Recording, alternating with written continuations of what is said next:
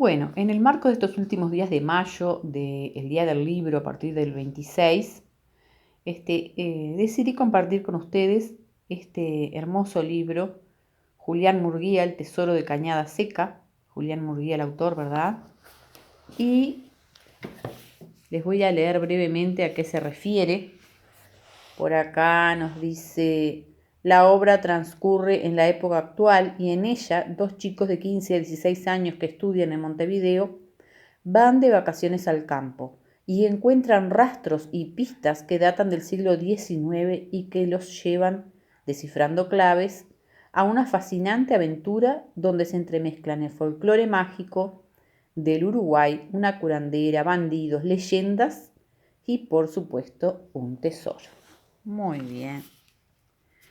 Y tenemos acá el autor Julián Murguía, nacido en Cerro Largo, Uruguay, escritor y periodista. Ha recibido muchos premios literarios por sus relatos y por sus libros para niños y jóvenes. Ganador del Premio Latinoamericano de Cuento, Puebla, México, 1984. Ha recibido en 4 oportunidades el Premio Nacional de Literatura para Niños y Jóvenes del Ministerio de Educación y Cultura. Y acá hay una lista con otros cuentos, ¿verdad? Cuento para Juan Manuel, Más filosa que la espada, cuentos del país de los gauchos, retratos, contos do país dos gaúchos, o amigo que bello do sul, cuentos de las dos orillas.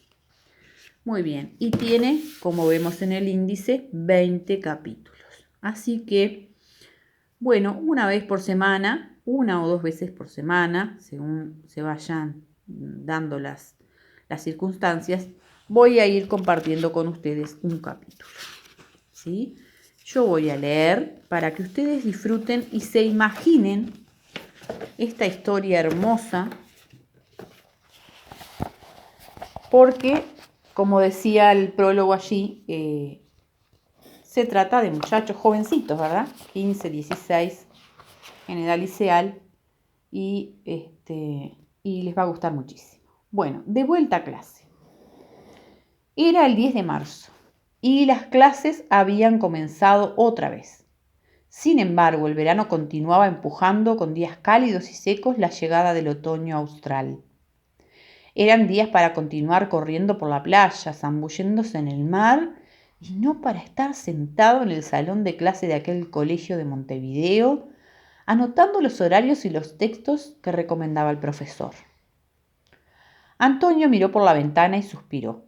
Era un largo año el que quedaba por delante. Y el verano se había ido tan rápido. Bueno, no al principio, en que los días parecían desgranarse lentamente, pero las 2 últimas semanas se habían ido a terrible velocidad.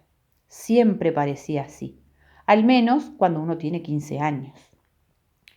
Dio un vistazo alrededor y saludó a un par de amigos con una morisqueta. Esa mañana se había dormido y había llegado a clase cuando ya estaban todos sentados y el profesor había empezado a pasar lista. Gajes del verano.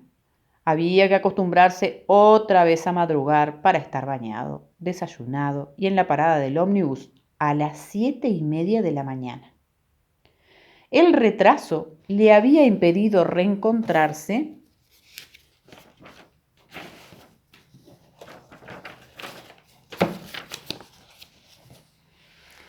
con viejos compañeros y conocer a los nuevos, lo que sucedería en el próximo recreo.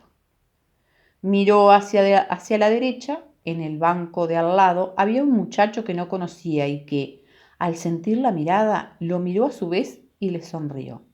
Tenía un rostro curtido por el sol y una sonrisa franca. No parecía un chico de ciudad. Tenía ese aire de los que se han criado en el campo. Parece buen tipo, pensó Antonio. Y la tabla de logaritmos, decía en ese momento el profesor. Antonio se dio cuenta de que por distraerse no había notado ni entendido lo que debía traer para la próxima clase. Bueno, lo copiaría después del cuaderno de algún compañero. Miró otra vez por la ventana y la mente volvió a írsele tras el azul del cielo, vuelta a la playa y al verano. Mucho más que la tabla de logaritmos era la tabla de surf, lo que quería tener ahora. Y una buena ola para entubarse, como esas olas hawaianas que muestran la televisión y que no tienen paralelo con las olas cortas del Océano Atlántico, a las que él no tenía más remedio que sufrir. Ese verano sus padres habían alquilado una casa en la costa oceánica de Rocha, y allá habían marchado padre, madre, Antonio y sus 2 hermanas menores por todo el verano. Es decir, la madre y ellos por todo el verano. El padre después del primer mes, trabajando en Montevideo de lunes a viernes y reuniéndose con la familia cada fin de semana.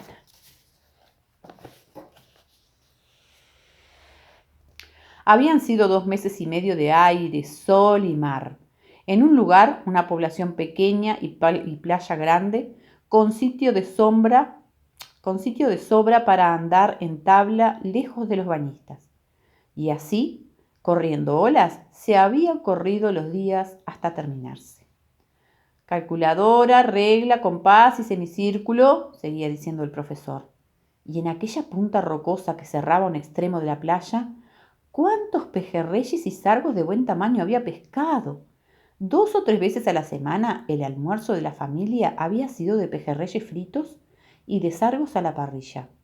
Estos últimos especialmente cuando estaba su padre, a quien le encantaba asarlos. Y en aquella punta, bien junto a las rocas, salían unos sargos enormes, gruesos, redondos, como de 1 kilo. Sus hermanas solían quejarse de las espinas, pero eso era inevitable, y era el precio a pagar por saborear aquellas delicias. Las niñas siempre andan con tisquimisquis, ¿no? Pero pejerreyes y sargos eran los pescados más ricos que había comido jamás, especialmente esos, recién pescados por él, y el placer de pescarlos se duplicaba en el placer de comerlos. Empezó a sentir hambre. Había salido corriendo sin desayunar por el retraso, y el recuerdo de aquellos platos sabrosos le estaba acicateando el apetito. Bueno, compraría algo de comer en el recreo. Este año, además, vamos a estudiar funciones, agregó el profesor. Y cuando Antonio hacía un esfuerzo para concentrar su atención en lo que éste decía, desprendiéndose de verano, olas y pejerreyes, se escuchó el sonido de la campana. La clase ha terminado.